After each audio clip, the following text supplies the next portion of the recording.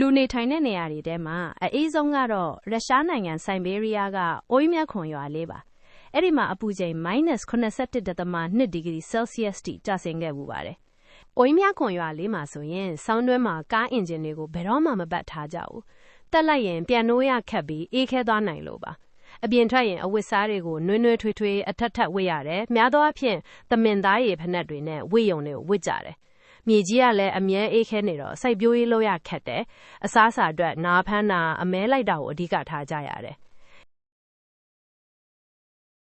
နောက်ထပ်အေးတဲ့မြို့ကြီးတစ်မြို့ကတော့ရုရှားကယာကုတ်စကမြို့ပါ။ကမ္ဘာပေါ်မှာအအေးဆုံးမြို့ကြီးလို့သတ်မှတ်ထားကြပြီး -64.4 ဒီဂရီဆဲလ်စီယပ်စ်ထိအေးခဲ့ပူပါတယ်။ယာကုတ်စကမြို့မှာကြတော့လူဦးရေပိုများပြီးတကယ်မြို့ကြီးပြကြီးလို့ဖြစ်နေပေမဲ့အေးတာတော့ခံရခက်တုံးမယ်။အဲ့ဒီမှာလဲကားတွေကိုအပူဘေးစနစ်တွေနဲ့ဂရုစိုက်ရတယ်။အဆောက်အုံတွေကိုလည်းမြေအောက်ကအအေးဓာတ်ကနေကာကွယ်ဖို့ထူးထူးခြားခြားဆောက်ကြရတယ်။